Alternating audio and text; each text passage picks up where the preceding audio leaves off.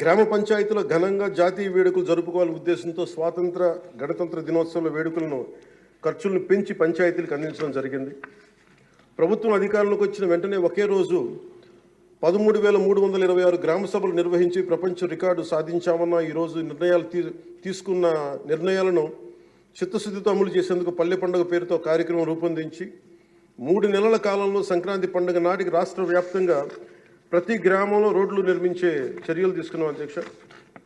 కేంద్ర ప్రభుత్వం గ్రామీణ అభివృద్ధి శాఖ ఆధ్వర్యంలో ప్రతిష్టాత్మకంగా నిర్వహించే మహాత్మా గాంధీ జాతీయ ఉపాధి హామీ పథకం ద్వారా విడుదలవుతున్న నిధులను పూర్తి స్థాయిలో సద్వినియోగం చేసుకుంటూ అభివృద్ధి కార్యక్రమాలకి వినియోగం చేస్తూ కేంద్ర ప్రభుత్వం చేత ప్రశంసలు అందుకుంటున్న విషయాన్ని సందర్భంగా మీకు తెలియజేస్తాం అధ్యక్ష. దాదాపు 4,500 కోట్ల వ్యయంతో 30,000 అభివృద్ధి కార్యక్రమాలను ప్రారంభించి రాష్ట్ర వ్యాప్తంగా 4,300 కిలోమీటర్ల సీసీ రోడ్లు నిర్మాణం చేపట్టడం జరిగింది అధ్యక్ష.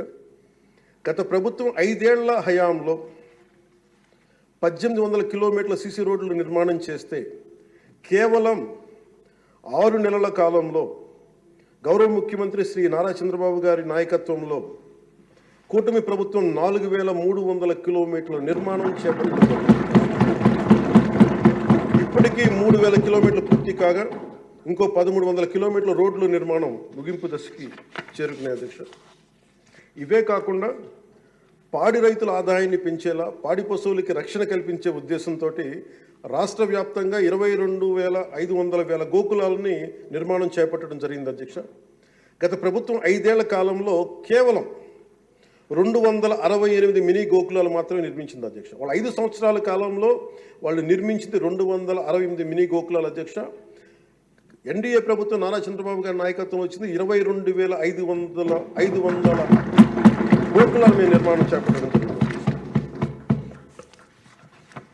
అలాగే పంచాయతీరాజ్ శాఖ నుంచి ప్రత్యేకించి గత ప్రభుత్వం ప్రతి శాఖలో కూడా అవినీతిని నిధుల మళ్లింపు దుబారా ఖర్చులు నిర్లక్ష్య ధోరణి భవిష్యత్ అవసరాలపై దృష్టి పెట్టకపోవడం వంటి కారణాలతో రాష్ట్ర భవిష్యత్తు వెనక్కి వెళ్ళింది అధ్యక్ష.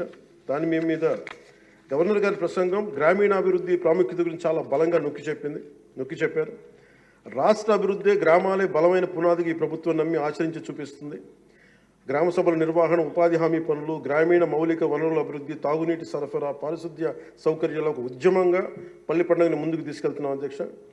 ఈ ప్రయత్నాల ద్వారా విజన్ 2047కి అనుగుణంగా మన రాష్ట్రంలోనే దేశంలోనే నెంబర్ 1 లక్ష్యంగా నిలబెట్టాలని మనస్ఫూర్తిగా మేమందరం కృషి చేస్తున్నాం అధ్యక్ష.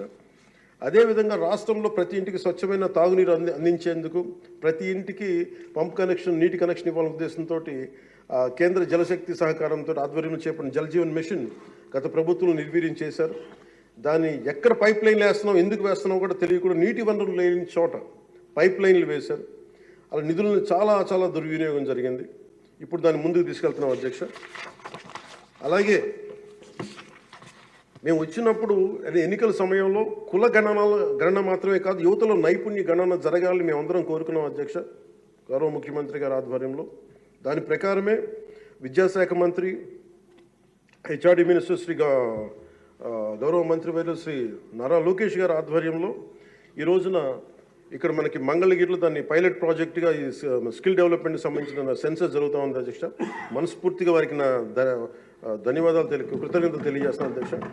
అలాగే ఆయన నాయకత్వంలో వీసీల నియామకం 10 మెరిట్ ఓరియంటెడ్ బీసీలని కాదు అన్ని కులాలకి న్యాయం జరిగేలాగా దాదాపు 10 మంది మెరిట్ ఓరియంటెడ్ బీసీలు నియమించింది మనస్ఫూర్తిగా వారికి నా అభినందనలు తెలియజేస్తాను అధ్యక్ష.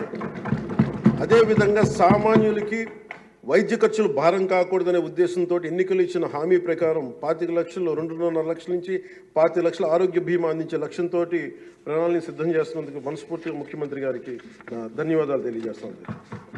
ఇందులో భాగంగా గత ప్రభుత్వం 1,000 రూపాయలు పెన్షన్ పెంచడానికి 5 ఏళ్ల సమయం తీసుకుంటే కూటమి ప్రభుత్వం అధికారంలో వచ్చిన నెల రోజుల్లోనే గౌరవ ముఖ్యమంత్రి శ్రీ నారా చంద్రబాబు నాయుడు గారి నాయకత్వంలో 1,000 రూపాయలు పెన్షన్ పెంచి ప్రభుత్వ యంత్రాంగంలోనే 1వ తేదీనే పెన్షన్ల పంపిణీ కార్యక్రమాన్ని చాలా దిగ్విజయంగా పూర్తి చేయగలుగుతుంది. అలాగే ఆడబిడ్డలకు ఇచ్చిన మాట నిలబెట్టుకుంటూ సంవత్సరానికి 3 ఉచిత గ్యాస్ సిలిండర్లని అందజేస్తాం అధ్యక్ష. అలాగే భారత సంస్కృతి మూలం వసుదైక కుటుంబం ప్రకృతితో మనుషులతో పాటు సకల చరాచర జీవజాలం చెట్లు పరిరక్షించుకోవాలనే లక్ష్యంతో అటవీ పర్యావరణ శాఖ దృఢ సంకల్పంతో పనిచేస్తున్న అధ్యక్ష. రాష్ట్రంలో పచ్చదనాన్ని 50% పెంచే ఉద్దేశంతో రాష్ట్ర వ్యాప్తంగా సుదీర్ఘకాలం జీవించే దేశీయ మొక్కల్ని పెంపకం చేపట్టడం జరిగింది. అలాగే ప్రత్యేక దృష్టి మనకి మన్యం, పార్వతీపురం, చిత్తూరు జిల్లాలో కూడా అటవీ ఏనుగుల నుండి రైతులు తరచుగా ఎదుర్కొంటున్న సమస్యలను పరిష్కరించేందుకు కర్ణాటక రాష్ట్ర ప్రభుత్వంతో కూడా forest minister Karnataka forest minister Eshwar Khandre గారికి కూడా నేను వెళ్ళి కలవడం జరిగింది అధ్యక్ష.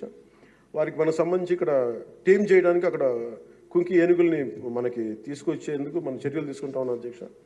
ఈరోజు నేను రాత్రి ముఖ్యంగా చిత్తూరు మన అన్నమయ్య జిల్లాలో జరిగింది, చాలా బాధ కలిగిన తర్వాత 3 చనిపోయారు. దీనికి ప్రత్యేకంగా ఇప్పుడే సమీక్ష నిర్వహించి వస్తున్నాను అధ్యక్ష. ఇది మీ ద్వారా ప్రజలందరికీ కూడా తెలియజేయాలనుకుంటుంది ఏంటంటే, కొన్ని ప్రత్యేకమైన ఈ దేవాలయాలు కానీ కొన్ని అటవీ దాని కింద ఉన్నాయి అటవీ భూభాగంలో. నిన్న జరిగిన ఇన్సిడెంట్ అధ్యక్ష, అది రెగ్యులర్ రూట్ వాళ్ళు వాడలేదు అధ్యక్ష. ముఖ్యంగా ఫారెస్ట్ డిపార్ట్మెంట్ చెప్పింది ఏంటంటే, మీరు షార్ట్ కట్ కోసం ఎక్కడైతే ఏనుగులు ఉంటాయో అటు సైడ్ వెళ్ళారు అధ్యక్ష. ఆ వెళ్ళిన వ్యక్తి కూడా గతంలో అతని మీద రెడ్ స్టాండర్డ్స్ స్మగ్లింగ్ చేసే వ్యక్తి, అతను నాకు తెలిసి ఈ రూట్ అని చెప్పి దాదాపు 30 మందిని తీసుకెళ్ళండి అధ్యక్ష.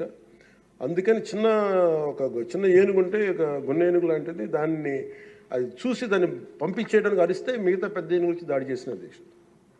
అందుకే ప్రత్యేకించి ఈ ఏనుగులు సంచరించే ప్రాంతాల నుండి ప్రజలందరికీ కూడా మీ ద్వారా నేను తెలియజేస్తుంది, మీరు ప్రిస్క్రైబ్డ్ రూట్స్లోనే మీరు దయచేసి ఫారెస్ట్ ఎవరైతే నిర్దేశించిన రహదారులోనే వెళ్ళండి మీరు అని చెప్పి మీరు దయచేసి మీ ఉద్దేశం తెలియజేస్తాం. లేదంటే అవి వాటి ఉంటున్న ఏరియాలోకి మన ప్రాంతాల్లోకి వెళ్ళి మనం ఆపదను కొని తెచ్చుకుంటామని మీకు తెలియజేస్తూ వాళ్ళకి ప్రజలు కూడా దీన్ని తెలుసుకోవాలని మీ ద్వారా తెలియజేస్తాను అధ్యక్ష. ప్రభుత్వం వచ్చిన వెంటనే గత ప్రభుత్వం అటవీ శాఖ మంత్రిగా పనిచేసిన వాళ్ళు కూడా 77 ఎకరాలు అధ్యక్ష, 77 ఎకరాల అటవీ భూమిని వాళ్ళు అన్యాక్రాంతం జరిగింది అధ్యక్ష. గౌరవ ముఖ్యమంత్రి నారా చంద్రబాబు గారి నాయకత్వం